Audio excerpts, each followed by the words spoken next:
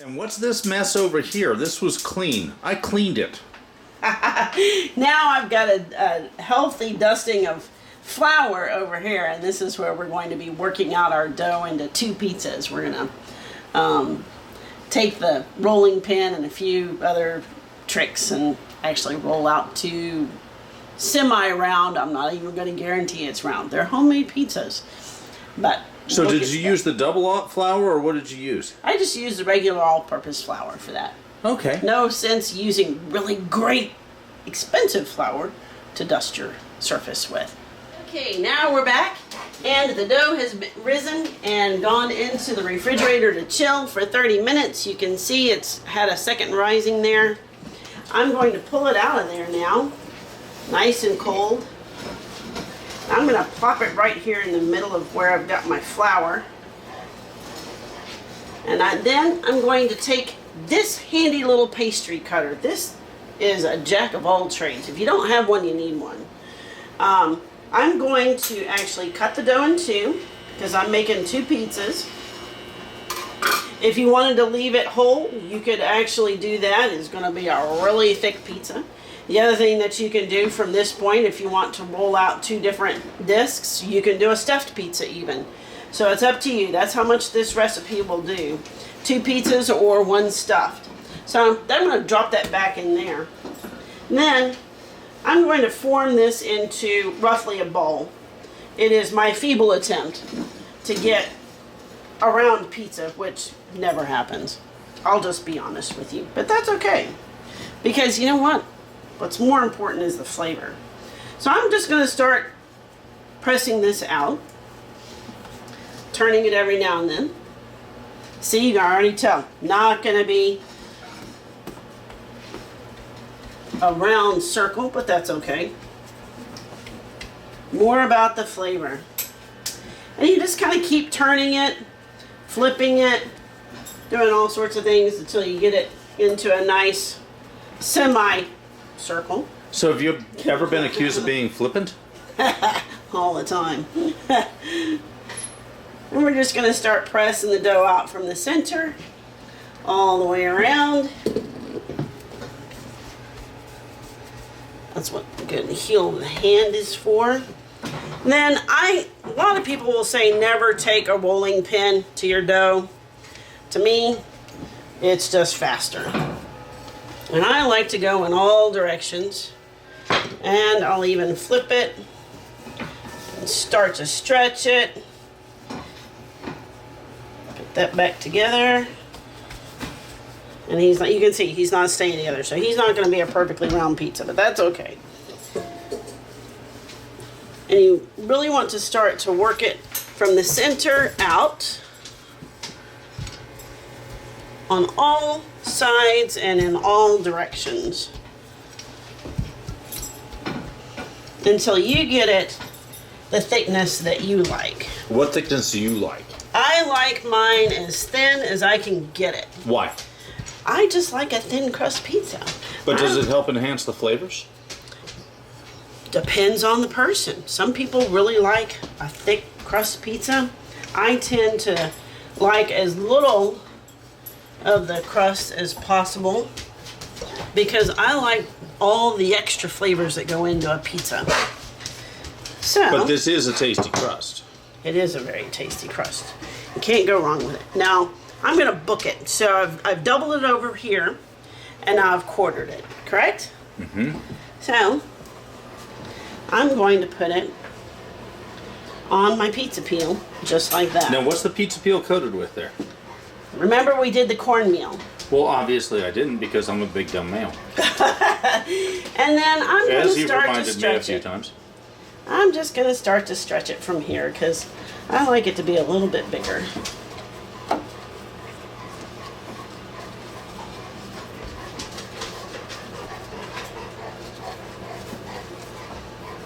Now, if somebody was actually throwing a pizza, they'd be using the centripetal force to do exactly what you're doing. Exactly. But it would end up, in this household, if I were doing it, on the ceiling and...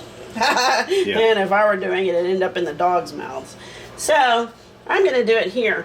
Oh, and just FYI, that was the first time I've actually rolled out pizza on granite. Typically I've done it on marble, just because marble works really well for pastry. But I didn't have marble because I broke our 20-year-old marble about 3 or 4 weeks ago. So I tried granite and it worked just fine. So I think we're good to go. Did you have to chill it or just use it as room temperature? You want your dough to be slightly chilled. And you really don't want to roll it out on a wood surface because it can stick. So that gives you that. What you doing now, hun? So now I've got the pizza all rolled out as thin as I want it to be. And I've made sure I've got a good, nice coating of cornmeal on the bottom so it turns and is loose. Now I'm going to actually just go through with a fork and stab the pizza dough all over the place. Why? Because pizza dough, if it's not given a way to release the steam, will actually build up inside and poof your pizza. Oh, so those are the big bubbles you get on poorly made pizzas. Exactly. So Very now if you cool. do this, you don't have that happen. And here's what I'm going to do. I'm going to take a little bit of nice olive oil and drizzle that all over the pizza because I really love the flavor of olive oil on my pizza. Spread it around with a basting brush. Are the sound effects needed, or do they just, add to the effect? They add to the effect. Okay. So now that we've got that ready, your pizza is ready to dress the way you want. Now, normally I like to do a red pizza and a blonde pizza. That means I typically will do a tomato sauce and I'll do a basil pesto sauce. Today I decided to do 2 tomato-based pizzas.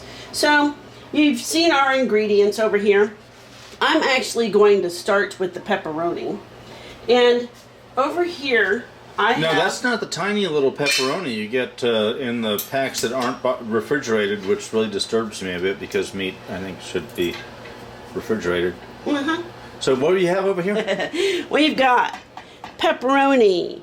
Oh, over here. Over here. We've got tomato sauce that's been cooking for several hours. It's still a bit warm. I should have probably allowed it to cool for a little bit first, but that's okay. So, we're going to leave that lid off for a second, pull it off for a minute. I just put in some red pepper flakes, some oregano, tomato sauce, and about a tablespoon of tomato paste. And it's been cooking for several hours just to get some of that acidity out of it. Now, what do you have over here on ingredients? On ingredients, we've got provolone, cheese, we've got mozzarella cheese, black olives, onions, Italian sausage, spinach, onions, bell peppers, lots of garlic, and pepperoni. Now, garlic is a great idea as long as your significant other loves garlic. Ted and I both happen to like garlic. If your significant other doesn't like garlic, don't ruin the evening by putting garlic on the pizza. Nobody likes stinky breath. But if you both have stinky breath, it's fine. Now, on the cheeses, because it's important to note the ratios here, we're looking at about a 2-to-1 ratio mozzarella to provolone, correct? Yep. Okay, anything else? That's it. What about that bad boy? That's wine. What do you think it is? Okay. So I've got the first pizza assembled here. And what I did, and this is just all a matter of preference, but you saw I did a layer of olive oil on the bottom. Then I did a little bit of cheese. Then I spread some tomato sauce down. Then, for us, I kind of like to put the cheese underneath all the other ingredients. So I dressed it with cheese, both provolone and the mozzarella. And then I topped it with the pepperoni, onions, black olives, and garlic. And then I threw a little bit of cheese on top. So, next, the important thing is to actually take the pastry knife and run it all the way around the pizza, just like this, because you want to make sure that you are still free and your dough is not sticking to the pizza peel. That is crucial when you're about to go into the oven. Because this now weighs about 3 or 4 pounds, right? Exactly. Which it did not. It was ounces before when it was just the dough. Exactly. Okay. So. And so, I'm going to come around here. Is the moment of truth. Here's the glory hole. This is always a crapshoot. I'll just be honest with you. We've owned this pizza stone for about 25 years, so it's well seasoned. And so here's what we're going to do.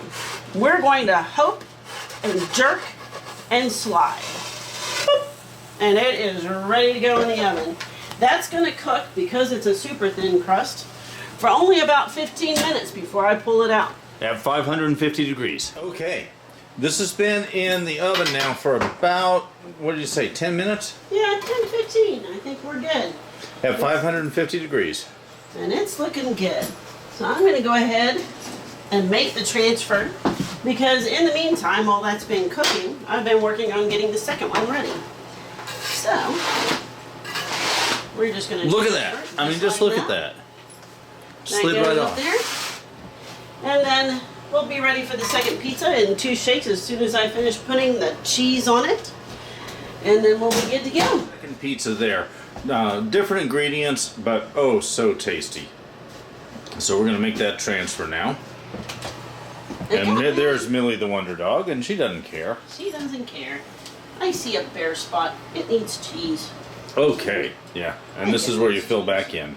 Yeah. And again, there's Millie the Wonder Dog. Okay. And Sassy the Super Pup.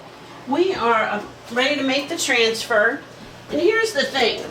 The way I figure it, it takes as much effort to make 2 pizzas as it does to make 1. Of course, Ted and I will never eat all of this pizza. And that's cool, because pizza freezes beautifully. And in fact, it tastes better the second time around. So, we're going to now let this cook for another 10 minutes. And then we'll be able to plate up with a couple of different pizzas. And that's it for us today on History by the Plate. I hope that you have enjoyed learning how to make pizzas today. You can check out our website at www.historybytheplate.com for more information on this. And stay tuned, because Friday we're giving you recipes on combinations of different ingredients for pizzas. Have a great day. Buon appetito!